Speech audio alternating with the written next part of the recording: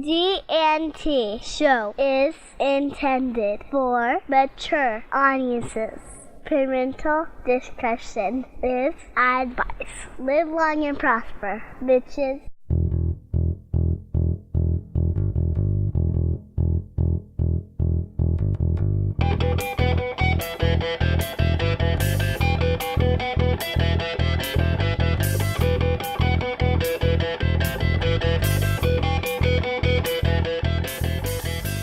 Are friends with benefits?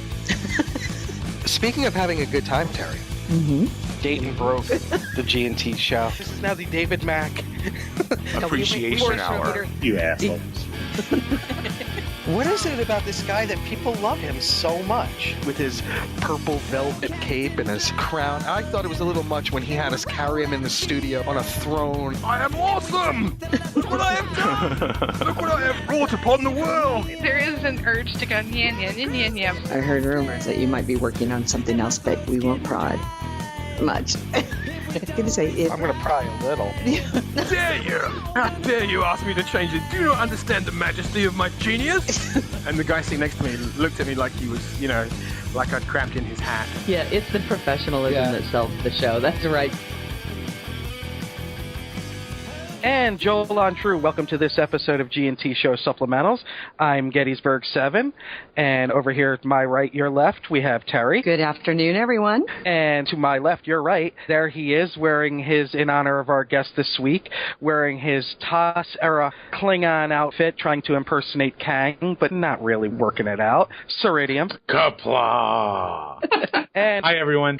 Our special guest this week, very special guest. If you've watched Trek, you know this gentleman's work. And if you've read Trek, well, we'll get into it. Mr. David Gerrold. Yay.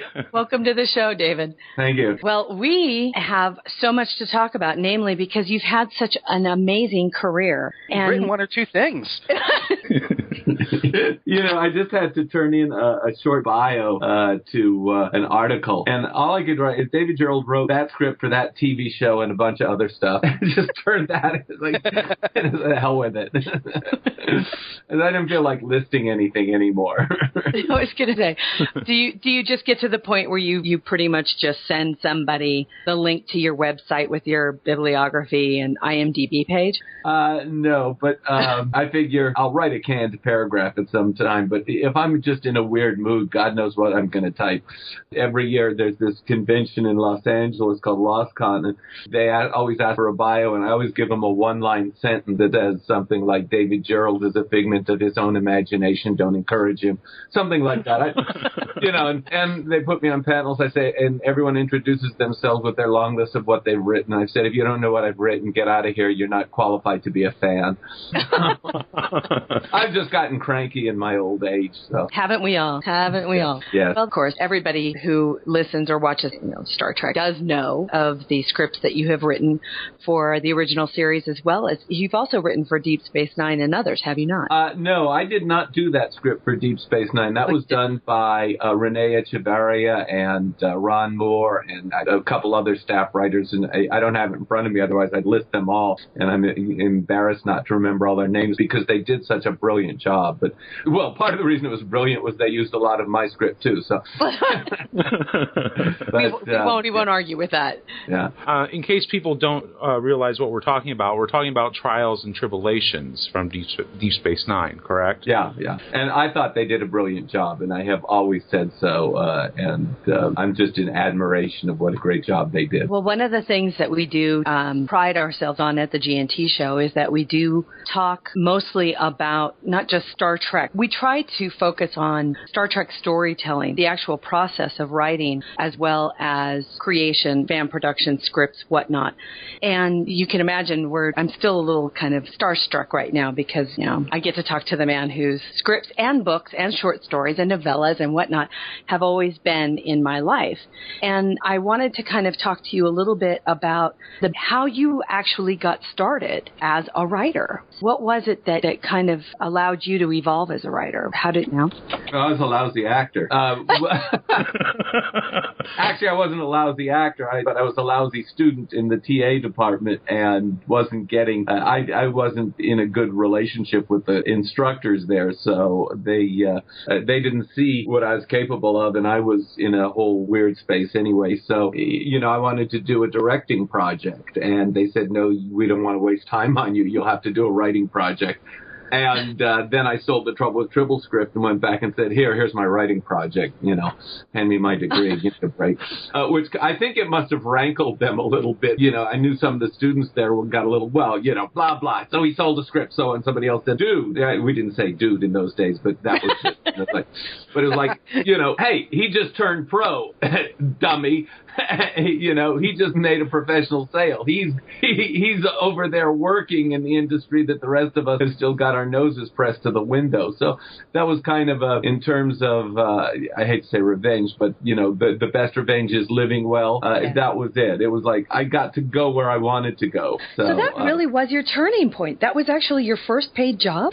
Well, it actually wasn't, but I mean, because I had been studying animation in junior college, and my uncle, who taught at that same college, pointed me out to another instructor who had an educational film company, and I actually did a 10-minute educational film called A Positive Look at Negative Numbers, and that was actually my first paying job. I got a producing credit because they couldn't afford to pay me as the editor and as the animator and the writer, but I got a credit for that, so it was fun. Very cool. That's wonderful. What a great story. Now, where did you go to school? Well, I went to LA Valley College, junior college, for a couple years to get the prerequisites out of the way. Right. And then I went to USC and studied in the film school till the money ran out, and then I came back out to what is now CSUN, Cal State University at Northridge, for 2 years. Oh, yeah, my old stomping grounds. I'm a SoCal girl until I moved away about 8 years ago, so I know exactly what those schools are. They all have great departments. USC is just... Oh, my God. USC had a great film school. Right. Great film school. And CSUN had a great theater arts department. They still do. And so in terms of being exposed to some of the best instructors in the field, it was great, yes. Even with my resistance in full bore at the time, a lot of great stuff sank in. That's very cool. And can you kind of just talk a little bit about what it must have been like because I understand it, and correct me if I'm wrong, and I probably am, you submitted more than one story premises to the Roddenberry team. 5, and the one that they bought was the one that Gene L. Kuhn had earlier said he didn't think would work, but I was so convinced that it was a great story that I did develop it as an outline and turned it in anyway. Dorothy Fontana handed it to him and said, this has some whimsy to it, and which I think that was the big break, is Dorothy Fontana's memo, where she said, we could do this. This has some whimsy to it. And I teased her about that mercilessly for years now, but she's actually, I give her credit for being one of the best writing instructors in the world, because she has just this very analytical approach to writing, which is really, for television, I think you do need to have I hate to call it mechanical, but you do need to be aware of the mechanics of what you're doing. And Dorothy Fontana is the best at that. It's like she knows from the page count, if you've established this at the beginning, you have to pay it off at the end. A lot of people get lazy or clumsy. It's very weird what happens sometimes in the script writing process. So now, and I've heard the same thing, that she had an incredible grasp of pacing. Yes, absolutely. She, again, another one of my heroes, of course, being a woman and just, hearing about her when I was just beginning to understand that she was, again, I never really understood that she was a woman until I was already in my mid-20s. In those days, women writers had a much more difficult time of being taken seriously in the industry. And so a lot of women writers wrote under the initials, D.C. Fontana and so on. And it was a way to avoid that prejudice that existed. And what happened is she piled up an amazing list of credits on a lot of shows. And she didn't need to be a secretary or an assistant. I think where the industry did fail her the most is that if she had been a man with that list of credits, they'd have used her as a showrunner, a producer on almost every show that she was qualified to work on. And they didn't. It was a woman producer, don't be silly. And there were shows. She should have been the producer of Star Trek Next Generation, and Gene still saw her as his, secretary who dabbled in scripts. Right, That's right. a shame. It is a shame. And it's a shame for all of us because it's our loss as fans as well. Yes, I really have to. Go ahead. A question I have for you, sir.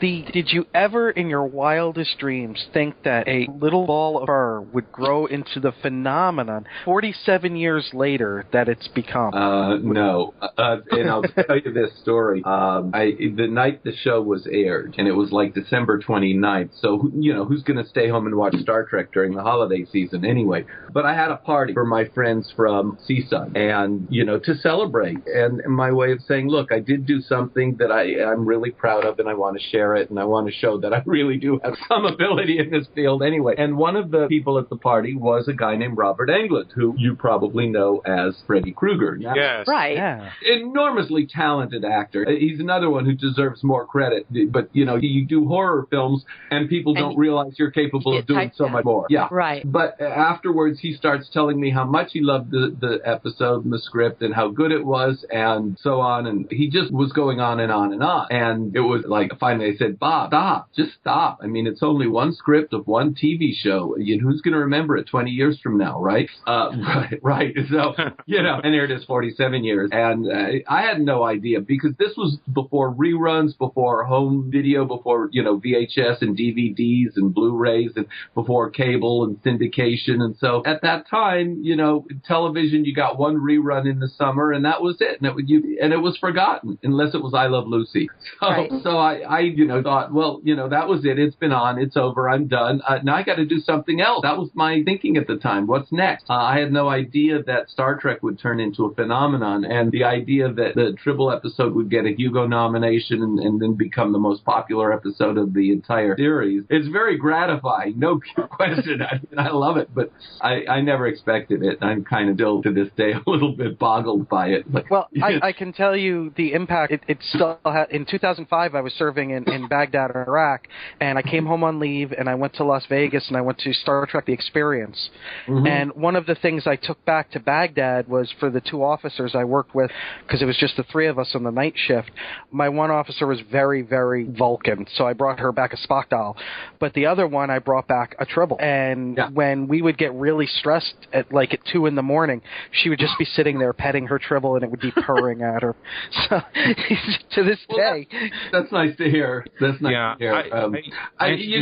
Go ahead. I was just going to say, I introduced my, at the time she was 3, she's 4 now, but my 3-year-old niece to Star Trek via the 2 Tribble episodes that you wrote. So thank you. Well, I have to tell you, the stories I like best hearing from people are the ones where somebody points out that the Tribble or something else I've written has made a big difference in their life or their relationship. Or I've occasionally gotten notes from people who said that The Man Who Folded Himself, they read that and it told, they didn't commit suicide because it was, the book, said, I'm not alone. It just shifted there. So, and of course, Janice Ian gets those every week. Your song kept me from getting tired. I'm so jealous. But I'm thrilled when I realize something I've done has made an impact, a positive impact in someone's life. You also scared me as a young man with a Slee Stack, and you wrote The Land of the Lost. And to this day, I still have the very they were so creepy for me as a kid. Yeah, that was awesome. Yeah, they were. A 7-foot black basketball player in a lizard suit can be kind of terrifying. So, but they were meant to be scary. And considering the limitations of what we're doing on Land of the Lost, the Slee Stack, I think, were just the best invention. Oh yeah, awesome. I mean, now one thing I wanted to ask was you wrote 2 episodes of the animated series, which we've discussed on our show. Is as far as storytelling, the level of writers that you yourself, like you said, Dorothy Fontana and others that wrote for an animated series in the early 70s, early to mid 70s, with that awesome Filmation animation. But I know I own the DVDs of the animated. Terry, you do too, if I remember correctly. Talk about that, because that is so head and tails above so much of the other animated series. Actually, there's a lesson that we all learned on the original Star Trek, and I believe it was Harlan Ellison went to Gene and said, listen, you're only going to succeed if you bring in science fiction writers. Television writers are going to give you monsters, but you need science fiction writers. And so the first season, you've got Richard Matheson and Robert Bloch, George Clayton Johnson, Harlan, of course, Jerry Bixby, Jerry Saul, Max Ehrlich, guys who had proven science fiction credentials. But also knew their way around a script, and Theodore Sturgeon. So, wow, what an incredible lineup. And I think the lesson there is, if you're doing science fiction, go to the people who have the most experience in it. Well, Dorothy did that again with the animated show. She brought in Larry Niven, and she brought in Star Trek writers, and she brought in people who she knew understood what science fiction was about. And I was hired to work on Land of the Lost almost immediately after that, and put the same thing in practice and brought in Norman Spinrad. That's someone else I left out from the first season of Star Trek. My bad. Sorry. But I brought in Norman Spinrad, Ben Bova, Ted Sturgeon's wife at the time, Weena Sturgeon, Walter Koenig, Larry Niven, every science fiction writer I could find. And a special thing was Dick Morgan, who had worked on the original Space Patrol, which was one of those shows that had been for my formative years. Yeah. And he turned out to be really, ended up doing 3 scripts, because no matter what you threw at him, he could handle it and bring you back a perfect script, perfect for what the show was. He understood the show. He understood what I needed, and it was there. He was there, right there. So I was enormously impressed by the quality of the work I was getting from all, I figured if I hire the very best writers, it'll make my job easier anyway. So, well, it was definitely I'll tell you, it was definitely one of those shows for me, because it was my Saturday morning, that was my era. And I tell you, I was glued. I couldn't wait for the next episode. It was always, that was my show. And that's the one thing I think that a lot of people misunderstand, looking back on a show that's already 30, 40 years old, is that science fiction has always had one of the toughest things that it's had to deal with when it comes to television, is that science fiction itself is very expensive to make. And you're right. Before CGI, everything had to be practical, or worse, it had to be done with stop motion animation or other expensive effects. But all effects are expensive, and today with CGI, computer stuff, and green screens, it's a lot easier. It's still expensive, but it's a lot easier to do remarkably complex shots, and we take it for granted. Whereas, if you go back and you look at pictures made before the use of the computer, and you see something spectacular, it is really jaw-dropping, because you realize how much hard work went into getting that in front of the camera. Today, it's like, you go see Jack the Giant Slayer, which I haven't seen yet, whatever, but even the trailers, it's like, it's all CGI. There's no, gosh, wow, look at that. It's just, of course, the movies can show you everything. Yeah, it's true. Nick? One of a book that you wrote, you talked about things, I won't say when, but in the early 80s, I read your book, The World of Star Trek. Mm-hmm. And that, I must have read that book at least 6 times, not a joke, through my junior high and high school years. And for those that haven't read it, it's definitely a must-read if you love the series. And I won't tell the story, they can read it, but your story that you relate of Leonard Nimoy and the green blood for the missing pencils and things always made me laugh out loud, and the kind of practical jokes that went on in the offices. When you get a staff that can do practical jokes with each other, it's a sign of how good the morale on the show is. It's a sign of how much people care about each other, because you don't do practical jokes on people you hate. You just push them out a window or something on. Yeah, they're not jokes at that point. Yeah. Right. That would explain why I don't have any more friends. No, we've been warning you about that, haven't we? So, I know. Now, we've been very fortunate that a couple of years ago, Terry and I were able to see Leonard Nimoy at his last Las Vegas convention, and we've seen William Shatner a couple of times now. I never got the chance to see DeForest Kelley in person. Could you talk about him, having worked with him? He was absolutely one of the most remarkable and loving people to.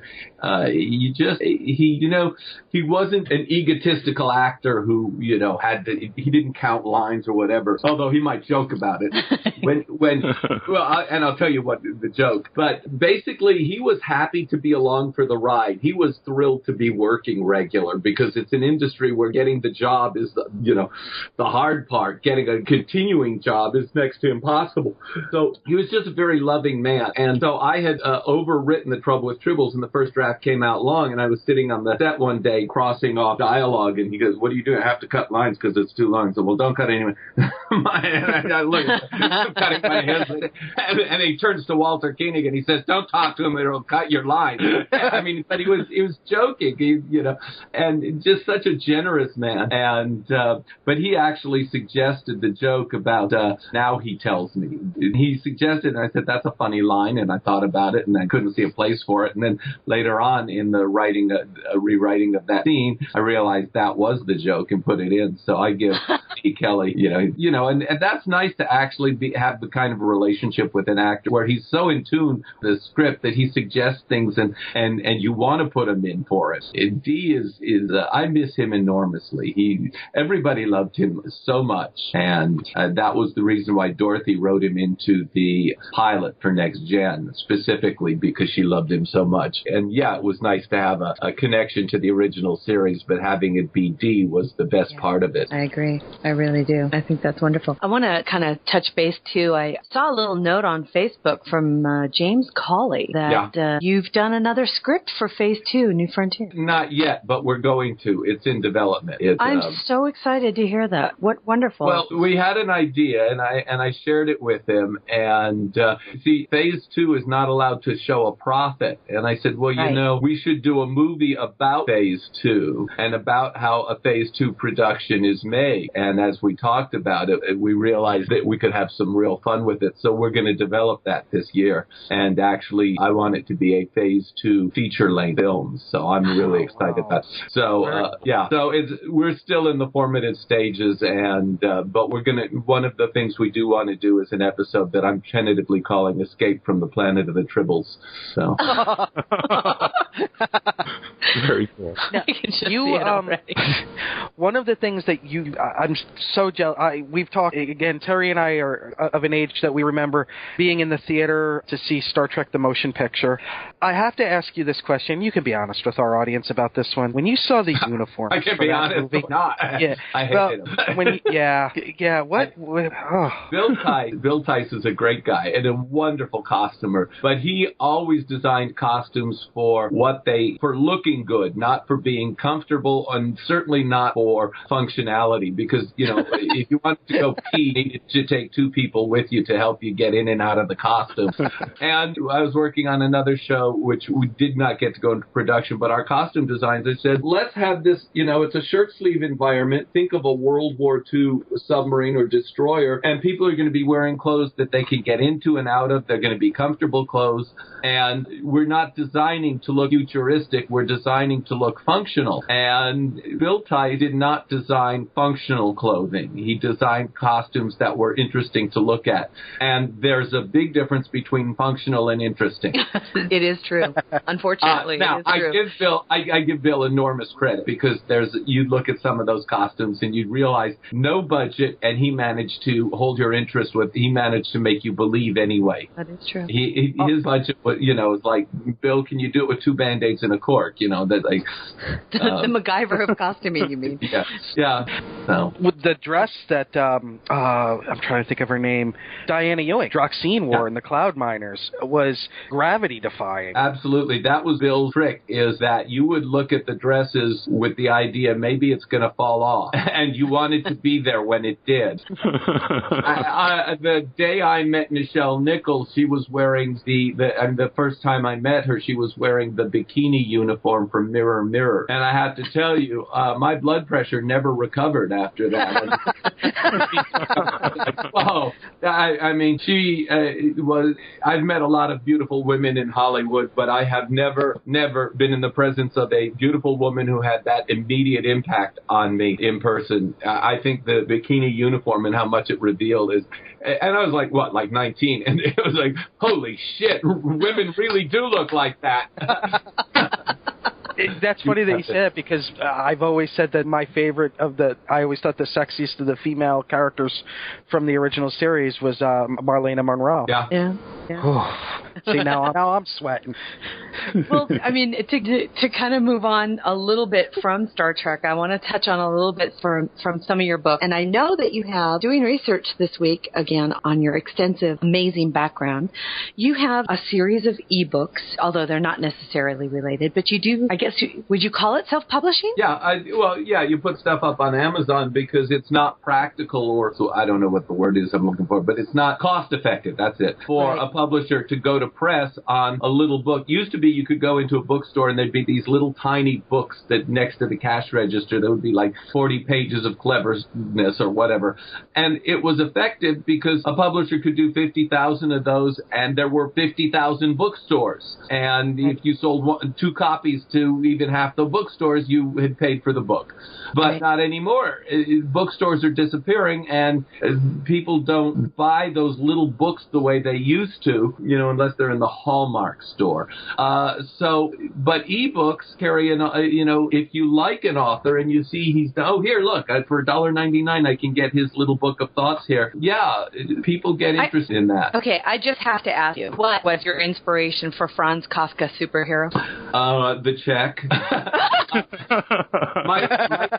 Mike Resnick edited a series of over a dozen anthologies with Martin Greenberg, who I miss enormously. He was just one of the greatest anthologists. And so Mike would call me every month or every other month and say, okay, here's the theme of this new anthology is this or that. And sometimes I would be immediately inspired. Oh, I have the perfect story for that. And sometimes I would have absolutely no idea, and I don't know. And it would come out maybe the last minute, like the Kennedy Enterprise was written the night before it was due. It just, I was walking around for weeks not knowing what story I would do, and then I just sat down and it all flowed. Franz Kafka Superhero was, I don't remember the anthology that was in or what the theme was, but I remember just thinking I wanted to do something just so bizarre and so off the wall. And it's one of my favorite stories because what I wanted to, I took Franz Kafka and turned him into a comic book superhero. He turns into Bugman and meets his arch nemesis, Sigmund Freud. And it is so full of in-jokes. A couple of them are dated. You won't recognize them, but like there's references to Colossal Cave Adventure and there's references, I forget all. But it's really, I just went to town. I was just having an enormous amount of fun. I don't remember what triggered it. That's really funny. I saw the title of it and I thought, why in hell haven't I heard of this before? Because, I don't know, any kid my age, regardless of what school you went to, whether it was public or private, Metamorphosis was like, you had to read it. And, that and A Tale of Two Cities and when you're 13, it's a little thick to get through. And also, you don't know what the hell it's about. Who the hell knows what Metamorphosis is about? It's like, oh, you go and you read Cliff's Notes or look it up on Wikipedia now. It says, oh, it's about the angst of turning into a teenager. Oh, really? You could have told me, right? I thought it was about turning into a cockroach. It was definitely one of those books that when you read it and when you grow up, you actually have a set of personal jokes about it because it all speaks to a very, very particular point in your life. And so when I saw the title of the short story that you had written, I thought, oh, I have to read this because that's just too funny to pass up. The title that grabbed my attention was Ganny Knits a Spaceship. Yeah, and actually, thank you. The science in that is accurate. And I don't remember, what I was thinking was how you could build a spaceship that we think of, you look in the movies and they build giant spaceships like they're flying aircraft carriers. And what comes up for me is where are you going to forge that much metal and how much are you going, there's not enough fuel on Earth to boost that much metal into space without poisoning the atmosphere for everything. And really, we're going to build spaceships out of the most lightweight material and we're going to find ways to build them in space. And it occurred to me that if you could do it all with cable, that you would spin the axis and then just have the cables around and around the centrifugal force, and then you could just lay down, thinking you'd lay down saran wrap and you'd have an airtight bubble. And I'm thinking about that and like, yeah, all right, now all I need is the story. And then it just grew from there. And that was another one I sold to Resnick and Eric Flint, who were doing Bane Online, and they bought that for their online magazine, which has since ceased publication. Was really disappointed because I gave them a bunch of good stories. But that one I really enjoyed writing because it was all hard science. But, you know, nobody ever says, oh, David Gerrold, he's a hard science writer. But that and a bunch of other stories I've done are very hard science. And nobody gives me, you know, it's like I finally asked once, I said, well, how do readers place me? And they say, oh, character. You're good at character and humor. They don't notice the hard science. But aren't you proud about that? Because you're actually teaching science without them knowing it. Yeah, I'm very proud of, because I always thought character was the hardest thing to do and always worked on, and it really studied the issues of characterization much more than anything else because I was afraid I was lousy at it. And it turns out that characterization is actually has become one of my strengths. I didn't even realize it until somebody else pointed it out to me.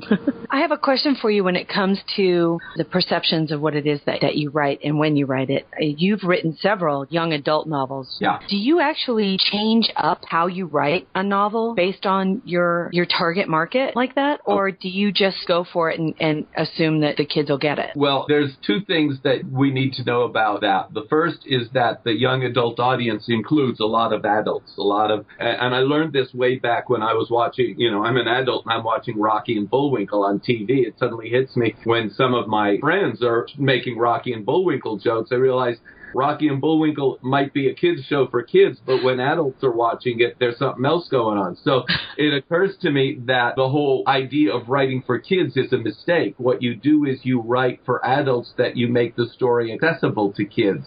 And so for me, it's about finding the voice. And my young adult stories are simply adult-level stories told from a kid's point of view. And so I put on the 13-year-old voice for Jumping Off the Planet. And, you know, he's an adolescent. He just wants to be left alone. His parents are fighting with each other all the time. He's the middle child, and he's just pissed as hell at the world, you know, and that was, you know, and everybody thought I was writing from my own life. You know, the reviewers were saying, well, David Gerrold was obviously a middle child. His parents ugly.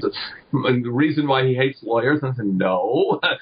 But that shows how effective the characterization was. But it's for me, writing a story is about finding the voice of the hero. Once I find the voice of the hero, then the story is merely reporting from the hero's experience, how he experienced the events around him. I never pull punches. I don't believe in that. That's great. Yeah, that's really, really good advice for a lot of our listeners who might be, you know, looking at or trying to write for what they perceive as the young adult market. You can't. You pull your punches. You have to treat them as if you would if they, you know, the best books, I have to say, we're talking about, you know, I may not have understood Metamorphosis at the time, but I remember every visual, all the imagery that book gave me at the age of 13. I still have it with me. I still crack jokes about it. I made because I'm like, there was a story about a guy turning into a cockroach. But now that I'm older, I understand that now the story wasn't written for young adults, but I was very pleased that I had read it when I did. Well, you know, a lot of the books that we consider classics, The Three Musketeers, were written as popular fiction. Shakespeare wrote for popular audiences. He wrote to sell tickets. And it's only a classic because the popularity of it has endured. So if I'm writing something that's popular and it endures, you know, well, now, you know, Trouble with Tribbles is considered a classic. Not because it's not just because it's good, but because it has endured. It's popular. I fear that someday some instructor somewhere will be assigning it to a class where they'll have to write reports on it. No! No! Well, just from that one episode, it has allowed me and my niece to form a bond that, you know, is wonderful. And it's that kind of storytelling that brings people together that I think will endure.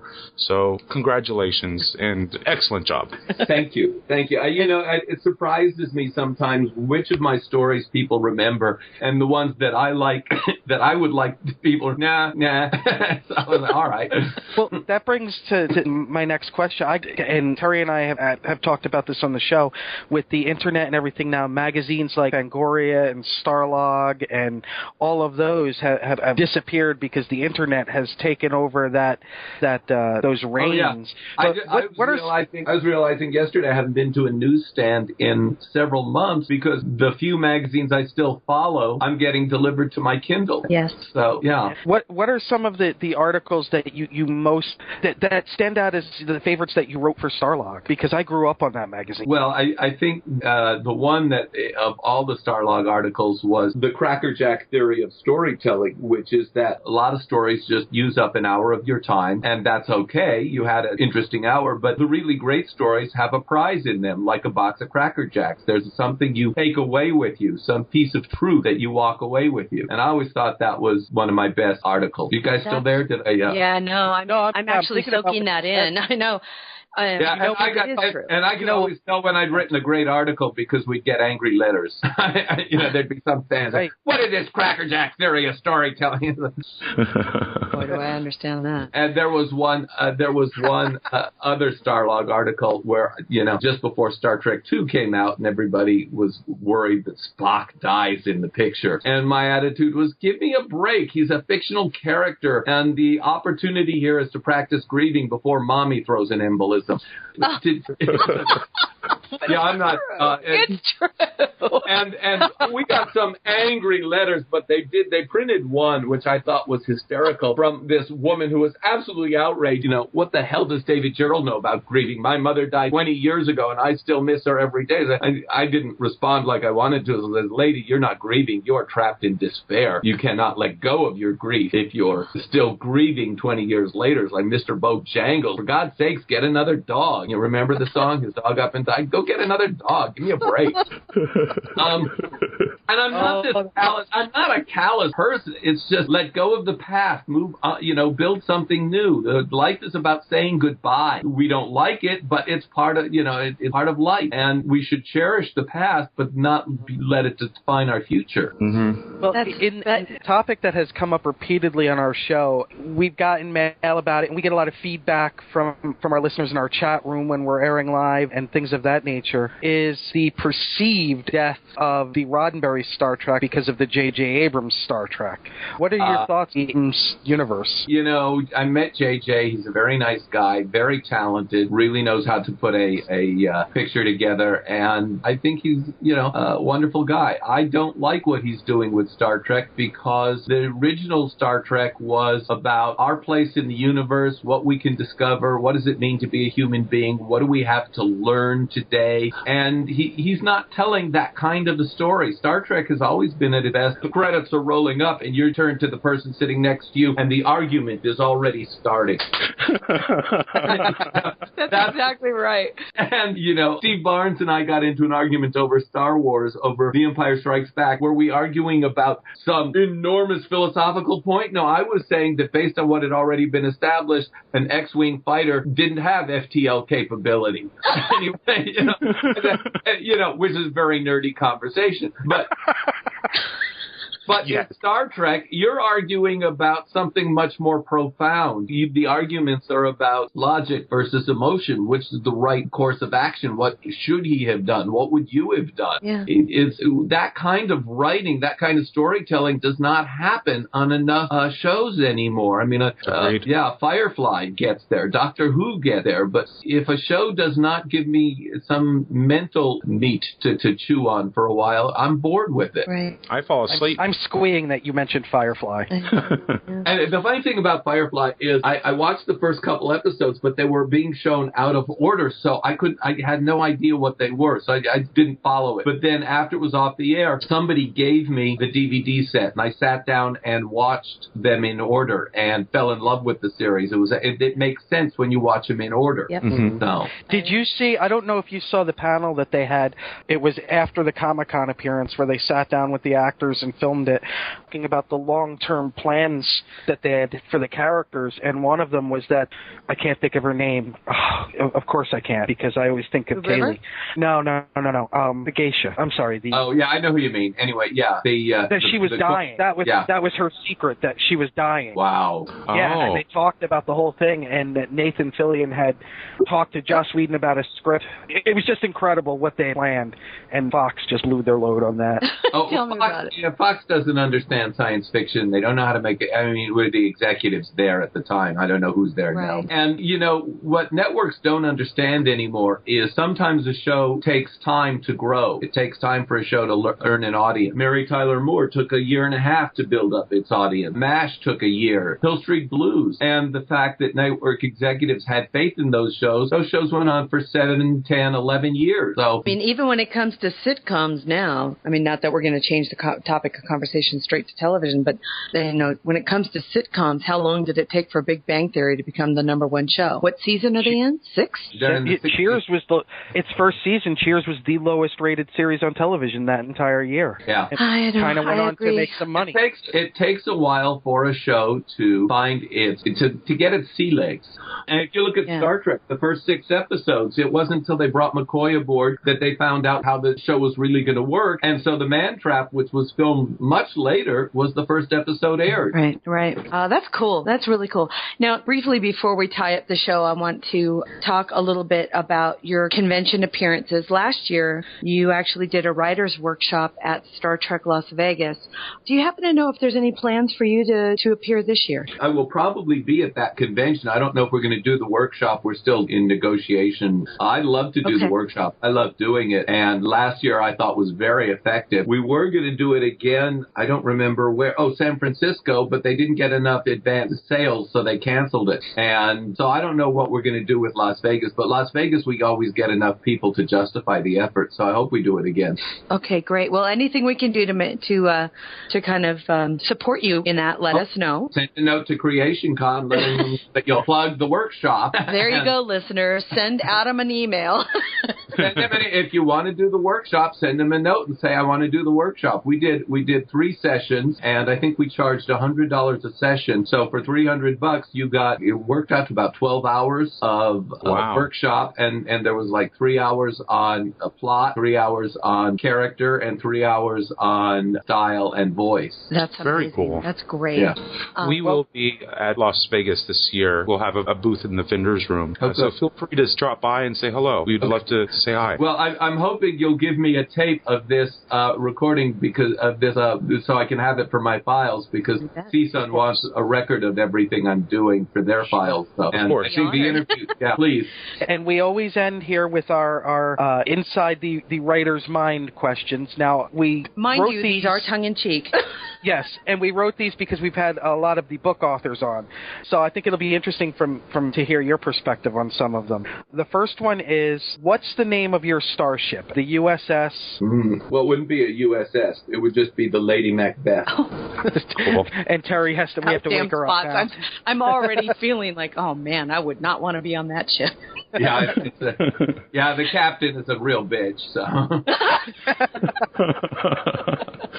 If you could be any species in Trek other than human, what species would you be? Oh, probably that giant base amoeba. I like that. Just eat a whole planet. Right on. If you were given an opportunity to write an open-ended series based on one character in Trek, who would it be? Probably Bones McCoy, Doctor to the Stars. Yeah, I mean, I think that would be, yes. I would read that. Right on. I would read that. In the novel series, he is still alive, technically, isn't he? Yeah, I guess so. I don't know.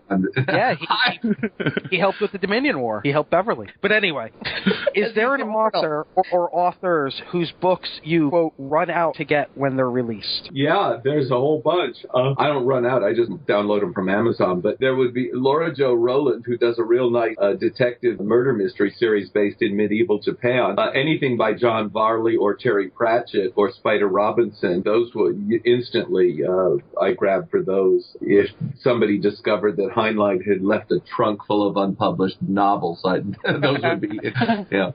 I'm still looking, it frustrates me that there are not more authors who I grab immediately. Oh, George R.R. Martin's Game of Thrones series, certainly. Like, I would, bug George, where's the next book in the series? But that would probably be, the irony of that situation would be something that I don't want to get into. So. But I will. No, you won't. What's your next question? Nick? Uh-oh. He's back east where it's a little stormy, so the Skype connection might be going in. His cell connection might be going in and out. You want to try again, Nick? Can you hear me now? Yes. Yep. Okay. Do you have a favorite adjective? Do you overuse it? And is there an adjective you loathe? Well, the ones that I try very hard not to use are words like just and very. And right now, the word that I have been overusing is enormous. So I've been watching. As soon as I become conscious, God, I've used that word a lot. So I'm going to stop using it. So it changes from time to time. Today, it's funny that you people, say... it's not just you. It's everybody. Everybody who writes. One of the words I trained myself never to use again was soft. I had overused that one, so I don't do that one anymore. I just saw something today. It was a teacher who said she was teaching her students how to write in the active versus passive by saying put by zombies at the end of the sentence. And by that she meant she was eaten, and then in parentheses, by zombies, which is passive, and then the zombies ate her to show how... One of the things that I try to do is avoid the use of the verb to be. I've written 2 whole novels without any use of the verb to be. It's hard work. But generally, I find that the more I eschew that particular verb in any of its forms, I avoid not only passive voice, but I get a much more active, flowing prose. I have to find better ways to say things. So, by zombies is a good way to recognize when you've done that. That's a good tip. It's hard work, though, to get rid of the verb to be. Our final of our questions in this silly little thing that we do. If you were given the green light to write a script or a novel killing a major Star Trek canon character from any of the series, which character would you pick? Oh, I don't know. There are so many good opportunities there. I'd probably Chekhov, because Walter Koenig pissed me off last month or a few months ago. I would kill him. So sounds a good enough reason to me. Yeah. So And I'm going to throw one more.